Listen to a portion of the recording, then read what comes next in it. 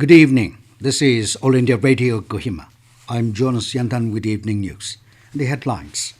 Prime Minister Narendra Modi addresses India-ASEAN Summit, says the relations withstood the test of COVID period. Minister of State for Panchayati Raj Kapil Moreshwar Patil arrives in Nagaland. Dimapur Police arrest 3 persons of NSCN-K Nikki on 27 October, firing incident in Dimapur. And Nagaland Government issues relaxation of lockdown regulations during Unlock 8 phase. As India achieved the milestone of vaccinating 100 crore people against COVID-19, All India Radio salutes all the people, doctors, nurses and others who made this possible. Even though the country has achieved this feat, we caution our listeners that the battle against COVID is not yet over. We appeal to our listeners who are yet to fully get vaccinated to get vaccinated at the earliest and also help others to get vaccinated. During the festival season, please follow these 3 simple steps. Wear a face mask, maintain 6 feet for social distancing, focus on hand and face hygiene. For any COVID-related information or guidance, contact national helpline numbers 011-2397-8046 and 1075 and state helpline number 18003450019. And now the news in detail. Prime Minister Narendra Modi today expressed hope that India-ASEAN friendship in COVID era will keep strengthening relations in future and form a base for goodwill between the people. Addressing the 18th ASEAN-India Summit via video conferencing, Modi said, due to COVID-19, all had to face a lot of challenges. He said this challenging time was also a test of India-ASEAN friendship. Prime Minister emphasized that history has witnessed that India and ASEAN have had vibrant relations for thousands of years. He said the unity and centrality of ASEAN has always been an important priority for India. Modi underlined that the year 2022 will mark the completion of 30 years of India-ASEAN partnership, and India will also complete 75 years of its independence. The Prime Minister also announced that India will celebrate this important milestone as ASEAN-India Friendship Year. Union Minister of State for Panchayati Raj Kapil Moreshwar Patil is on a 2-day visit to Nagaland. He arrived in Dimapur today. On his arrival, he called on Chief Minister Nipirio at his residence at Kohima. In a tweet, Chief Minister Nipirio has welcomed Patil to the state and wished him a fruitful and pleasant stay. Later, the Minister of State inaugurated Dahyku Village Council Hall cum multi-purpose building and interacted with the village functionaries at Dahyku village in Dimapur. Speaking at the program, Patil acknowledged the community's contribution as more than the schemes given by the central government.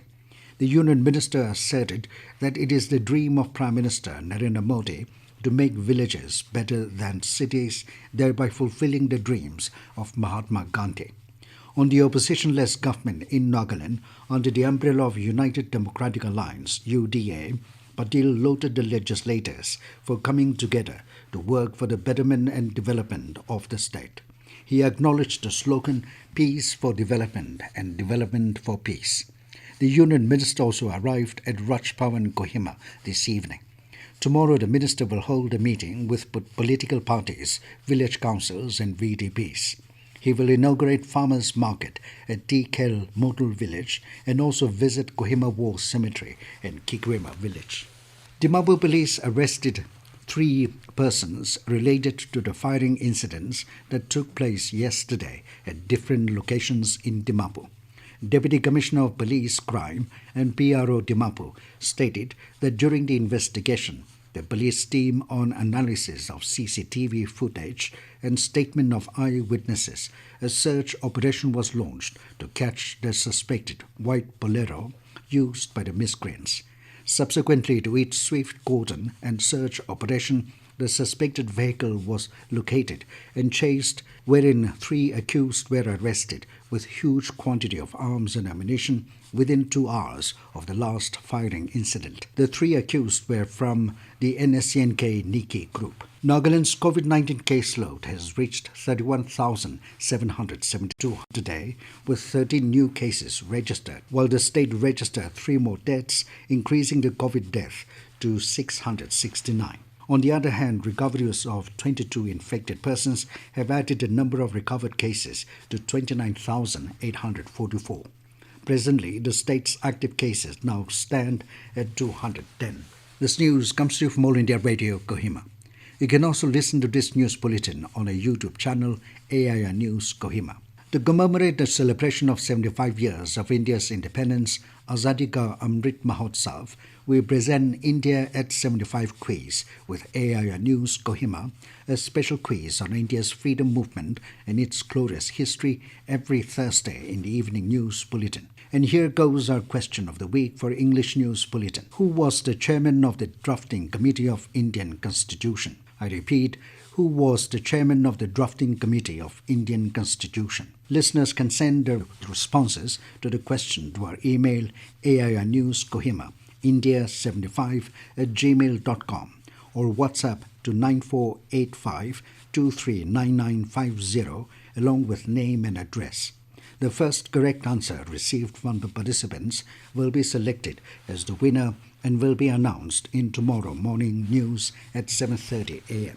Following the announcement of extension of the existing lockdown measures from 1st November to 15 December, Nagaland Government has further relaxed and allowed reopening of more activities in the state in the Unlock 8 phase. In an order issued by Home Department, the state government has allowed regular classes for school students of classes 1 up to 4 in the rural areas to function from November 1 with 50% attendance and after obtaining parental consent for the attendance of the students. In urban areas, schools for the students of class 1 up to class 4 are allowed to open with 50% attendance after approval by the concerned district task forces.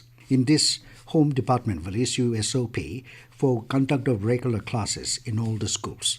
While bus service, inter-district bus service or taxis and other public transportation are also allowed to operate beyond 50% and up to 100% capacity, subject to the drivers, attendants and passengers being vaccinated or have taken the first dose of COVID-19.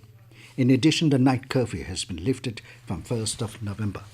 The Election Commission of India has announced for Special Summary Revision 2021-2022 starting from 1st to 30th of November with 1st January 2022 as the qualifying date.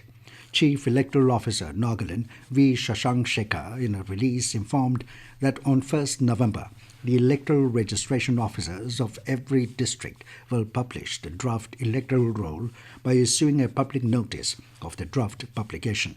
He said a notice will be available for inspection in all the designated polling stations located in Nagaland. It will also be available at Chief Electoral Officer's website ceo.nagaland.gov.in.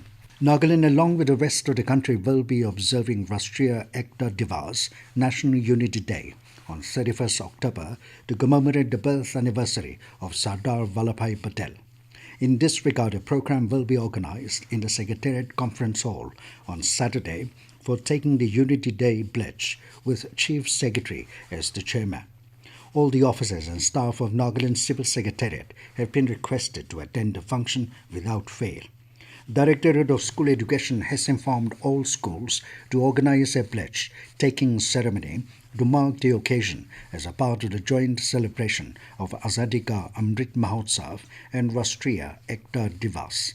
Schools are asked to submit a report on the observance of the event along with 1 or 2 photographs or videos at the Activity Reports tab provided at the online school monitoring portal school.dosenl.in before 1 p.m. of 2nd November. And now to end the news, here are the main points again. Prime Minister Narendra Modi addresses India-ASEAN Summit, says the relations withstood the test of COVID period. Minister of State for Panchayati Raj Kapil Moreshwar Patil arrives in Nagaland.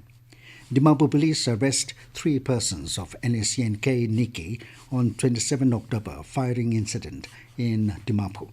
And Nagaland Government issues relaxation of lockdown regulations during Unlock 8 phase. That is all we have in this evening news bulletin. Good night.